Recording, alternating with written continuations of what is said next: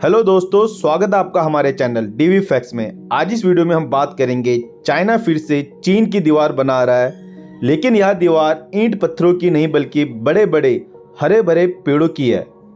जी हाँ, जैसे चाइना ने सालों पहले दुश्मनों से बचने के लिए ग्रेट वॉल ऑफ चाइना बनाई ताकि कोई दुश्मन चाइना पर हमला ना कर पाए, ठीक उसी प्रकार इस समय चाइना पर एक बहुत बड़ा संकट आया हुआ है जो चाइना के पूर्वी क्षेत्र का है, गोबी डेजर्ट यानी गोबी रेगिस्तान का, जो दिन प्रतिदिन बढ़ता ही जा रहा है और चाइना के पूर्वी क्षेत्र को पूरा बंजर बना दिया है। इससे चाइना को बहुत से खतरे और नुकसान हैं। इसलिए चाइना इन सब से बचने के लिए चाइना विश्व की सबसे बड़ी पेड़ों की दीवार बना रहा है। अगर जानकारी पसंद आए तो वीडियो को लाइक करें और चैनल को सब्सक्राइब करें। तुलना की जाए तो चाइना इंडिया से करीबन 3 गुना बड़ा है, लेकिन उसके पास उपजाऊ भूमि केवल 12% है, जबकि भारत के पास उपजाऊ भूमि 52% है। इसलिए गोबी रेगिस्तान का बढ़ना चाइना के लिए बहुत बड़ा संकट है, क्योंकि यह चाइना की उपजाऊ भूमि को नष्ट कर रहा है, वहाँ के गांव खेत खलिहान को तबाह कर रहा है। हालांकि चाइना कृषि के मामले में पूर्णता से आत्मनिर्भर है और बहुत से देशों में चाइना कृषि उत्पादों को एक्सपोर्ट भी करता है, यानी बेचता है। यह अपने आप में बहुत बड़ा उपलब्धि है। इतने बड़े जनसंख्या वाले देश को खाद्य आपूर्ति में आत्मनिर्भर बनाना और वहाँ के कृषि से किसानों को आत्मनिर्भर और समृद्धशाली बनाना काफ़ी बड़ा काम है और यह काबिल तारीफ है। लेकिन अब चाइना में हालात बदलने लगे हैं। चाइना में रेगिस्तान का विस्तार काफ़ी तेजी से हो रहा है। रेतीले तूफानों का आना पहले के मुकाबले अब काफ़ी बढ़ चुका है। इसका अनुमान आप इस बात से लगा सकते हैं, 1950 में चाइना में रेगिस्तान हर साल करीबन 600 मील अपनी सीमा को आगे बढ़ाता था और 2019 तक यह 1200 मील अपनी सीमा को आगे बढ़ाता है, यानी करीबन 1500 किलोमीटर भूमि हर साल बंजर हो रही है। और इन सबके पीछे सबसे बड़ा हाथ माना जाता है गोबी रेगिस्तान का, जो अपनी सीमा को लगातार आगे बढ़ा रहा है, जिससे चाइना के गांव, शहर, यातायात के मार्ग, हवाई अड्डे सब प्रभावित हो रहे हैं। अगर ऐसा ही चलता रहा तो चाइना का बहुत बड़ा हिस्सा मरुस्थल बंजर बन जाएगा, जो चाइना के भविष्य के लिए एक बहुत बड़ा संकट और बहुत बड़ी खतरे की घंटी है। इस खतरे से बचने के लिए चाइना अपने पूर्वी क्षेत्र में बहुत बड़े बड़े पेड़ों की दीवार बना रहा है। यह दीवार करीबन 2800 मील लंबी है, यानी 4500 किलोमीटर लंबी। दोस्तों, यह दूरी इतनी ज़्यादा है कि कश्मीर से लेकर कन्याकुमारी इसमें आसानी से समा सकते हैं। इस प्रोजेक्ट का नाम चाइना ने the great green wall of China रखा है। इसका फायदा अब चाइना को सीधा मिल रहा है। चाइना के शहरों में प्रदूषण पहले के मुकाबले कम हो रहा है। धूल भरी आंधी अब गांव, शहरों और खेतों तक नहीं पहुंचती। यातायात की रुकावटों में भी काफ़ी कमी आई है। पेड़ों की दीवार लगाने से चाइना के पीने के पानी का संकट भी कम हुआ है। बारिश ज़्यादा होती है, जमीन के पानी का स्तर भी काफ़ी बढ़ा है।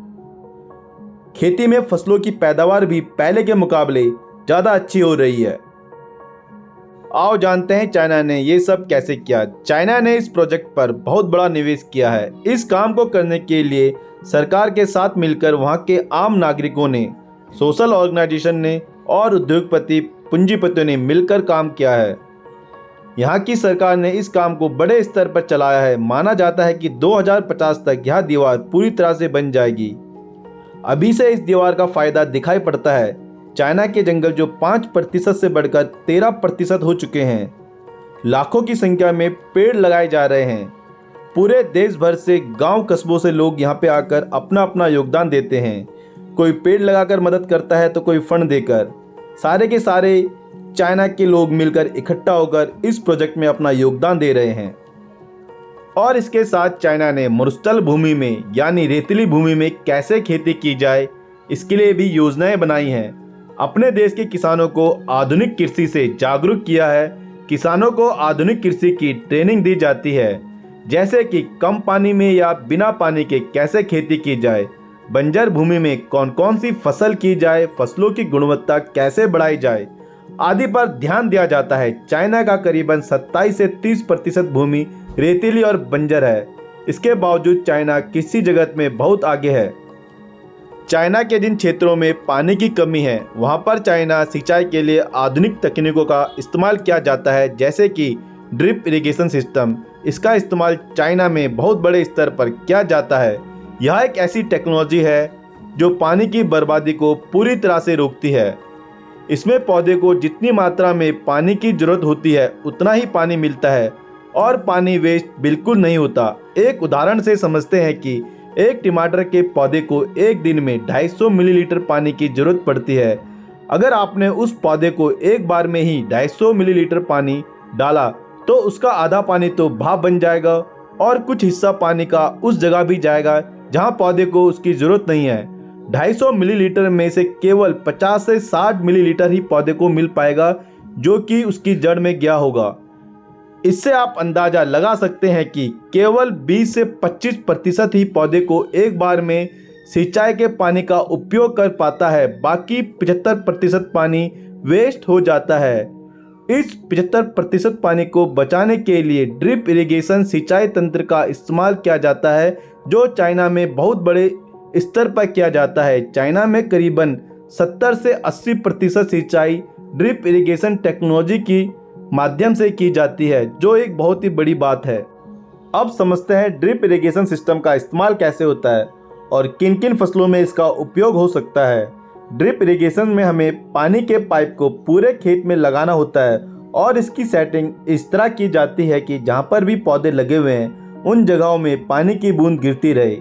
एक उदाहरण से समझते हैं, मानो आपने टमाटर की खेती की है और एक पौधा दूसरे पौधे से 2 फुट की दूरी पर है, तो पाइप में छेद भी 2-2 फुट की दूरी पर होंगे जिससे पानी की बूंद सीधा पौधे की जड़ में जाए। ड्रिप इरिगेशन में आप टाइमर भी सेट कर सकते हो कि आपको पौधों को कितने घंटे में और कितनी देर तक पानी देना है, क्योंकि हर फसल की अपनी पानी की अलग अलग ज़रूरत होती है। ड्रिप इरिगेशन सिस्टम में पानी धीरे धीरे करके और बूंद बूंद करके आता है और सीधा पौधे की जड़ में जाता है, जिससे पानी की बिल्कुल भी बर्बादी नहीं होती। आशा करता हूँ कि आज की यह जानकारी आपको पसंद आई होगी। अगर आपको यह जानकारी पसंद आए तो वीडियो को लाइक करें और हमारे चैनल को सब्सक्राइब करें। थैंक यू सो मच, धन्यवाद।